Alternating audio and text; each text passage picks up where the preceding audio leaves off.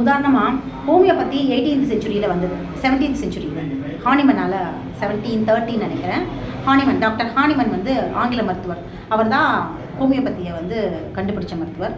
அவர் வந்து என்ன பண்ணான்னா, அப்போ வந்து ஜெர்மனியில் வந்து அதிகமாக மலேரியா பரவிட்டு இருந்த காலம், மலேரியா நோய் தொற்று அதிகமாக எல்லாருக்கும் மலேரியா தொற்று அப்போ தொற்றுருந்தன்னு சொல்லிட்டு இருந்தாங்க. ஏன்னா ஆங்கில மருத்துவம் பரவலான காலம் இல்லையா, 17th 18th செஞ்சுரி கிட்ட.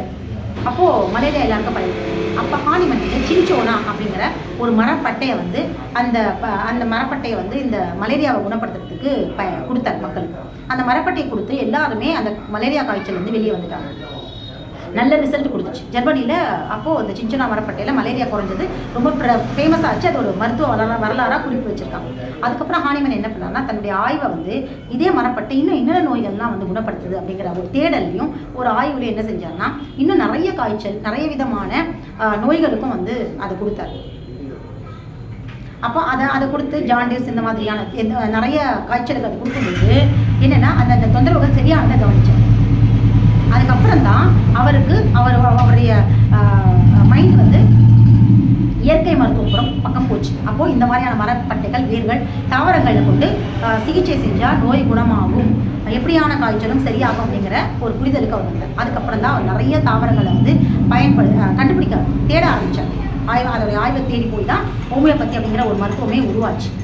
இந்த இடத்துல இன்னொரு விஷயம், இது வந்து ஒரு மருத்துவராக ஒரு மாணவனாக தனக்கு கிடைச்ச ஒரு சின்ன குழுவை வச்சு பல விஷயங்களை ஆய்வு செஞ்சு ஒரு மருத்துவத்தையே உருவாக்குனார்.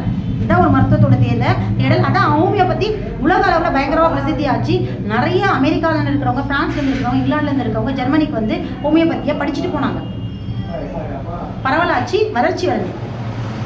இந்த இடத்துல இன்னும் நம்ம என்ன புரிஞ்சுக்கலாம் அப்படின்னு பார்த்தீங்கன்னா, நம்ம எப்படி நம்ம சாப்பிட்ற சாப்பாடு உடலால் சத்துக்களாக மாற்றப்பட்டு எந்த உணவு சாப்பிட்டாலும் நம்ம உடலில் எந்த உறுப்புக்கு எந்த மாதிரியான சத்து தேவைப்படுதோ, எந்த மாதிரியான ஆற்றல் தேவைப்படுதோ அதை கன்வெர்ட் பண்ணி அந்தந்த உறுப்புகளுக்கு கொடுக்குது இல்லையா, மாற்றி. நம்ம வைட்டமினுக்குன்னு சாப்பிட்ற ஒரு ஆப்பிள் வைட்டமின் இல்லாத, அந்த உடலுக்கு வைட்டமின் டெஃபிஷியன்சி இல்லை, வேறு ஏதோ சத்து தேவைப்படுதுன்னா அதை அந்த வைட்டமின் அதிகமாக இருக்கிற ஆப்பிளை வந்து அந்த சத்து சரி செய்கிறதுக்கு கொடுக்குது இல்லையா, சமன் செய்கிறதுக்கு. இதனை உடலோட இயக்கம் சொல்லியிருக்கேன். அதே மாதிரி தான் உடல் தனக்கு கிடைக்கிற மருந்தை கூட எந்த தொந்தரவோ அதுக்கேற்ற மாதிரி மாற்றிக்கக்கூடிய தன்மையே இந்த உடல்கிட்ட இருக்குது அப்படிங்கிறதையும் நம்ம இது வழியாக ஹானிமனுடைய இந்த சின்சோனா மரப்பட்டையிலேருந்து நம்ம புரிஞ்சுக்கலாம். இப்போ சின்சோனா மருந்து மலேரியாவாக காய்ச்சல் இருக்கும் பொழுது அதுக்கு பயன்படுது. அதாவது அந்த கழிவு தேக்கத்துக்கும் சரியாகுது. இன்னும் பலவிதமான கழிவு தேக்கங்கள்னால வெளிப்படுற காய்ச்சலுக்கும் இந்த சின்சோனா மருந்து பயன்பட்டுருக்கு. அப்போ உடல் தனக்கு கிடைக்கிற ஒரு மருந்தை எங்கே பிரச்சனைகள் இருக்கும் அந்த பிரச்சனைக்கு ஏற்ற மாதிரி அதை கன்வெர்ட் பண்ணிக்குது. இப்படிங்கிறத புரிஞ்சுக்கலாம். இன்னொரு விஷயமா புரிஞ்சுக்கலாம், உடம்புல தேங்கியிருக்க கழிவுகள்லாம் நோய்க்கான காரணி. அந்த மருந்தை அது சத்தா எடுத்திருக்கு உடம்பு.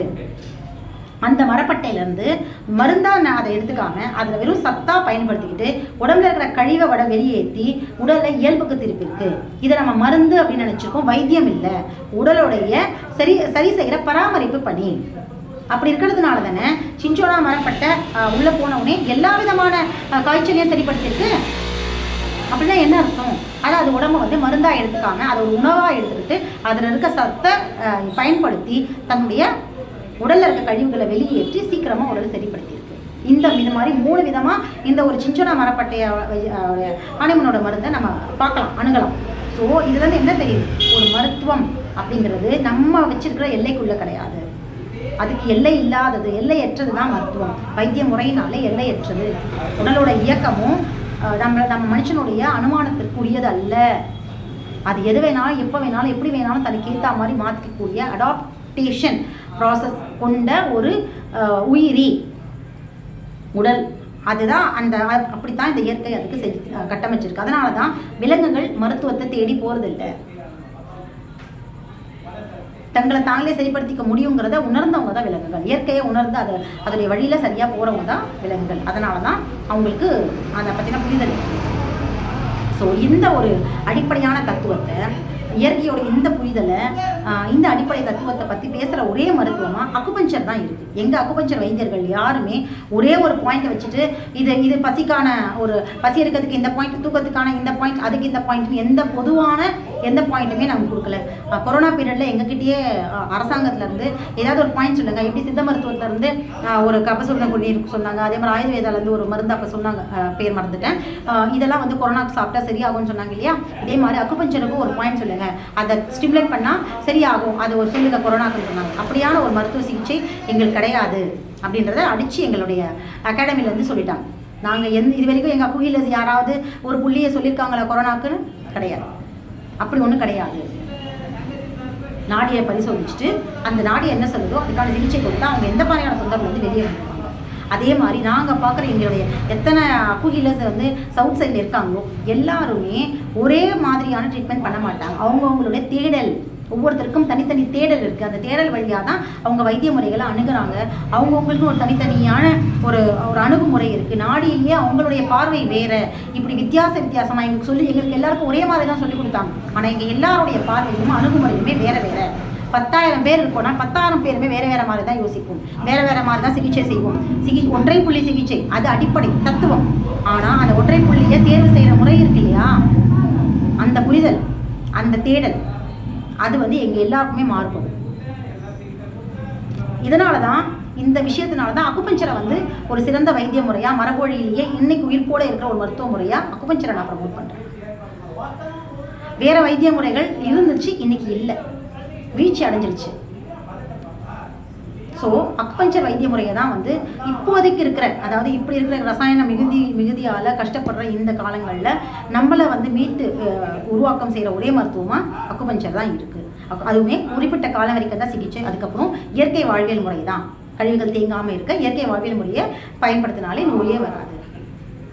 அதுக்கப்புறம் மருத்துவமே தேவையில்லை, படிப்படியாக மருத்துவ பயன்பாடு குறைஞ்சிடும்.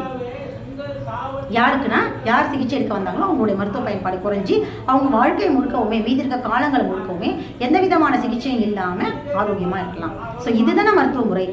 அப்போ இந்த விஷயம் வேணுமா, இல்லை எல்லாத்தையும் சேர்த்து மரபொழி மருத்துவங்களை சும்மா எல்லாத்தையும் தூக்கி பிடிச்சிட்டு இருக்கணுன்றதுக்காக எல்லாத்தையும் விளம்பரப்படுத்துறது முக்கியமாக கிடையாது. உண்மையும் நேர்மையும் தானே, அறம் தானே முக்கியம். எல்லாத்தையும் அலசணும், எல்லாத்தையும் ஆய்வு செய்யணும், எல்லாத்தையும் பார்க்கணும். இதில் எது பெஸ்ட்டு, எது வந்து எல்லா விதத்துலையுமே நம்ம மனித குலத்துக்கான எல்லா விஷயத்துலையுமே ஒத்து வருது, நம்மளுடைய வாழ்க்கைக்கு ஒத்து வரணும், நம்மளுடைய பணி இடத்துக்கு ஒத்து வரணும், நம்ம நிழற்சூழலுக்கு ஒத்து வரணும், எல்லா விஷயங்களுக்கும் ஒத்து வர ஒரு மருத்துவ முறை தானே தேர்வு செய்யணும். ஸோ அப்படி தான் நான் வந்து என்னுடைய ஆய்வை வந்து சித்த மருத்துவம், ஆங்கில மருத்துவம், ஹோமியோபதி எல்லாத்தையுமே கவனித்து அதில் வந்து அக்குபஞ்சர் தான் சிறந்த மருத்துவம். எனக்கு மரபொழி மருத்துவங்களோட எந்த எதிர்வினையும் கிடையாது.